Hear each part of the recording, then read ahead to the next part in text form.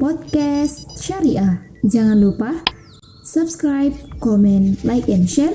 Dan terima kasih.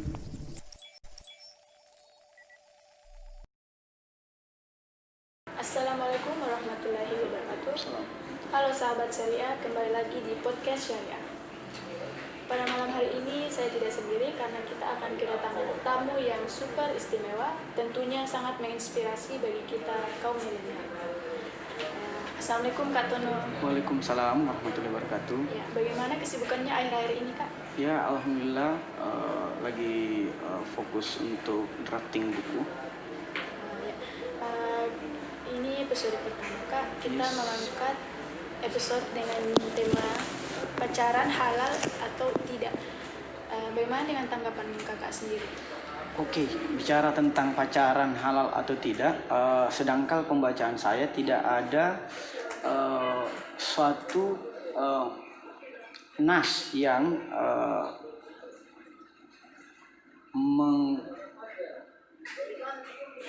menisbatkan apakah pacaran itu halal atau tidak. Bahkan kalau kita menarik definisi dari pacaran itu sendiri, saya sempat mengedit salah satu resensi buku dari resentor di resensi, judulnya itu Pernikahan Anon.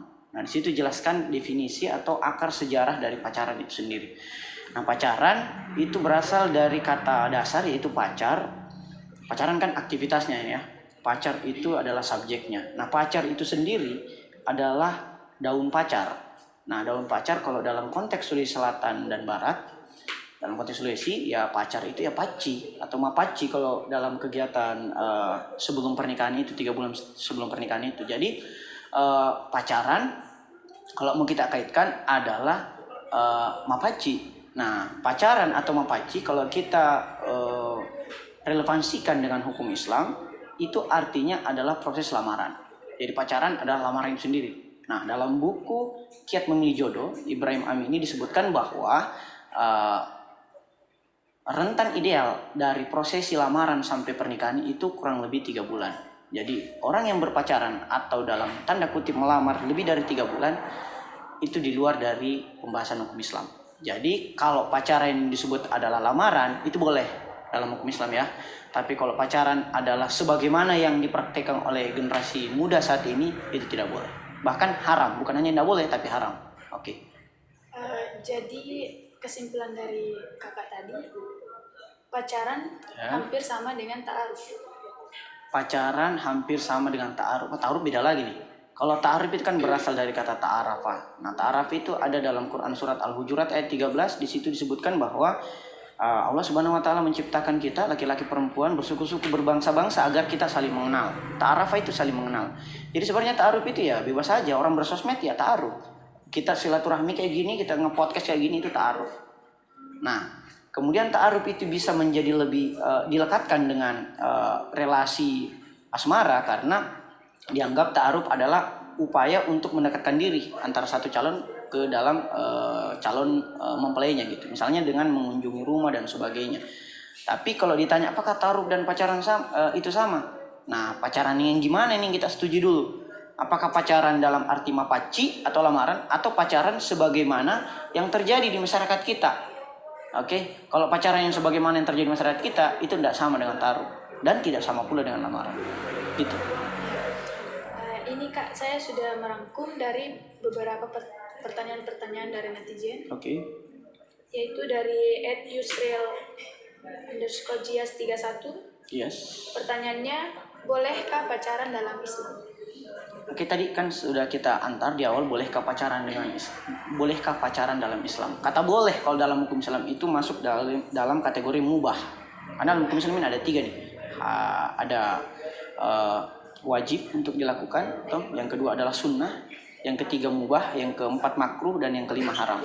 Nah, kalau pertanyaannya tadi adalah apakah dalam pacaran itu apakah boleh pacaran dalam Islam? Itu artinya apakah dalam pacaran itu dimubahkan? Apakah dalam Islam itu dimubahkan? Saya kira tidak. Kalau definisi pacaran kita tadi adalah sebagaimana yang dipraktikkan oleh generasi muda saat ini. Tetapi kalau pacaran yang dimaksud adalah lamaran atau mapaci, itu bukan hanya boleh, tapi bahkan disunahkan, walaupun bukan wajib juga gitu. Karena pernikahan pun itu bukan merupakan suatu kewajiban. Dia adalah sunnah muakkad atau sunnah yang paling dianjurkan.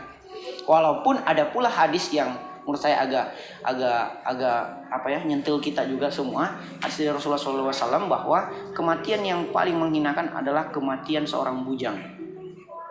Oke, kayak gitu. Ya, kita lanjut ke pertanyaan kedua, Kak. Oke. Dari @evi Syariah.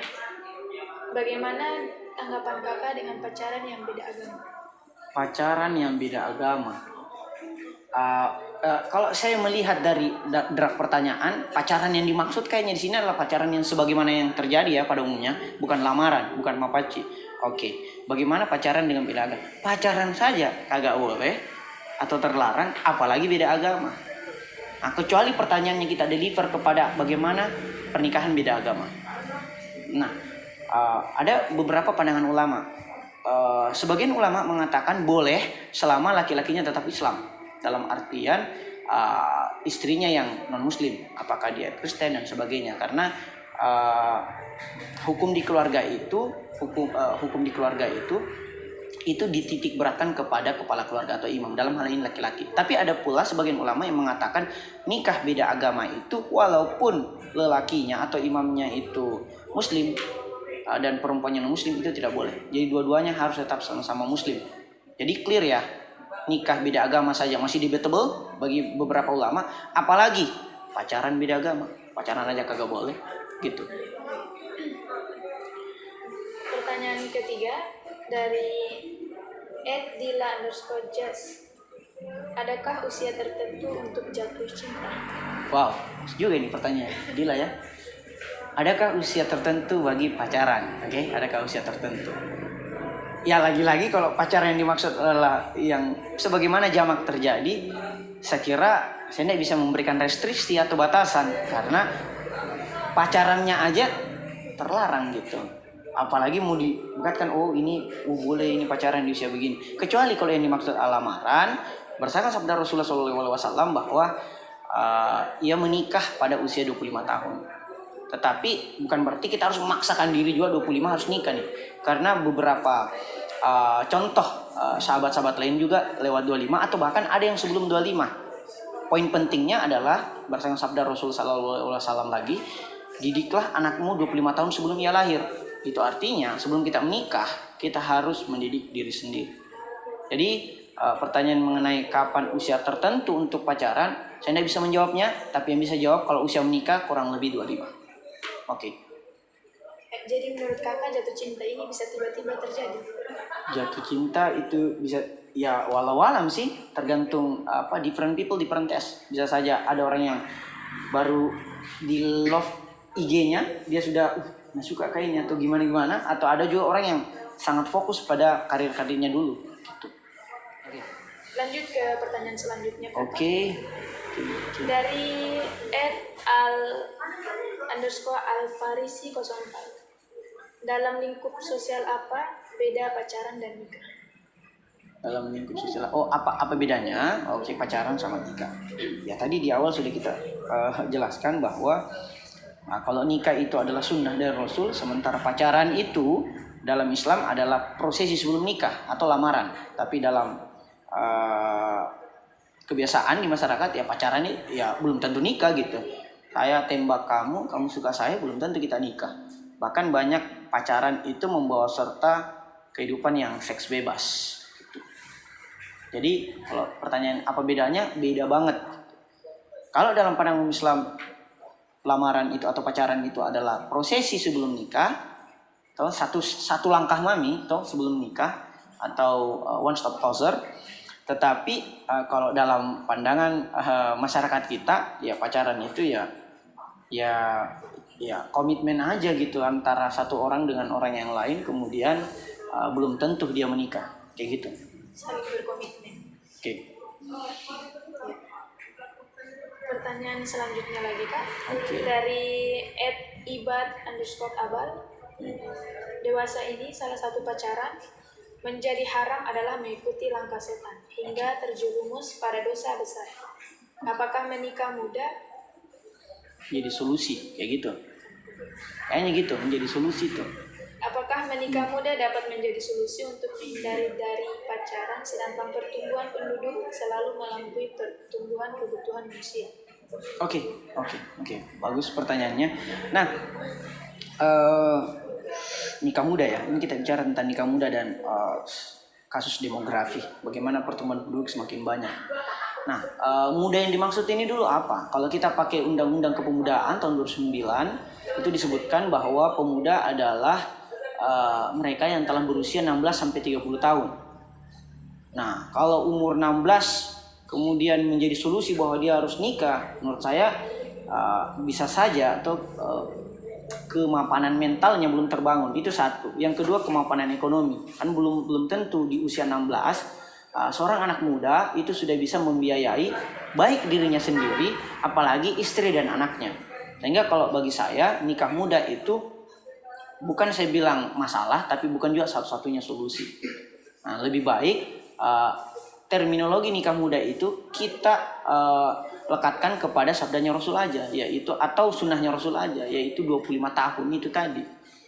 Bahkan dalam beberapa contoh ada yang telah melebihi 25, ada yang sebelum 25. Contoh ya, Sayyidina Ali 27. Misalnya kayak Murtada Mutahari 31. Bahkan Hatta, Muhammad Hatta itu menikah di umur 41. Bukan berarti saya bilang nikahlah di atas 25 gitu. Karena ada juga case-case yang di bawah 25. Misalnya kayak Soekarno, di usianya masih sangat muda itu sudah nikah bahkan berkali-kali. Kayak gitu. Jadi nikah muda yang baiknya mestinya adalah dari sunnah Rasul itu, yaitu 25 tahun. Wong Nabi saja 25 baru nikah. Kita ini manusia biasa, ya mestinya ya ngikutin beliau sallallahu alaihi wasallam. Saya kira itu. Ya Kak, ini pertanyaan yang sangat luar biasa. Yes. Mengapa pacaran harus serius dan berkomitmen? Lalu kenapa sih harus ada pacaran yang sering menyakiti satu sama lain jika harus serius dan berkomitmen akhirnya? Baper banget tuh pertanyaan ya. Oke. Kenapa pacaran itu harus serius dan berkomitmen? Yang mana pada ujung-ujungnya bisa saja saling nyakitin kan? Makanya saya bilang pacaran itu sangat lebih banyak mudaratnya daripada maslahatnya. Ini pandangan saya. Sehingga menurut saya atau pandangan saya setuju kepada sebagian ulama bahwa pacaran itu bukan hanya tidak dibolehkan tetapi merupakan dosa besar. Karena kalau yang kita maksud adalah pacaran sebagaimana yang terjadi ya, gitu. Jadi jangan mencoba atau mendekati sesuatu yang kita tahu sendiri lebih banyak mudaratnya. Gitu. Kita analogikan misalnya ada lubang buaya gitu. Kita mau masuk ke dalam situ. Jadi itu analogi berpacarannya karena perspektif laki-laki pasti lebih diuntungkan dong. Kalau laki-lakinya, perempuan ini yang kesian bisa menjadi problem ketika terjadi sakit hati kah, putus kah, atau bahkan hal-hal yang tidak diinginkan lainnya. Jadi kalau pandangan saya adalah kalau tidak mau sakit hati jangan pacaran. Kalaupun mau pacaran dalam perspektif Islam, dalam arti ini lamaran. Cara untuk melamar gimana? Step-stepnya adalah ya ta'aruf dulu. Ta'aruf itu apa? Saling mengenal satu sama lain. Sehingga berbanyaklah silaturahmi. Bahkan dalam sabdanya Rasul SAW, silaturahmi itu bukan hanya memperpanjang usia, memperbanyak rezeki, tapi juga memperluas potensi-potensi jodoh kita. Makanya banyak-banyakin aja silaturahmi gitu. Oke.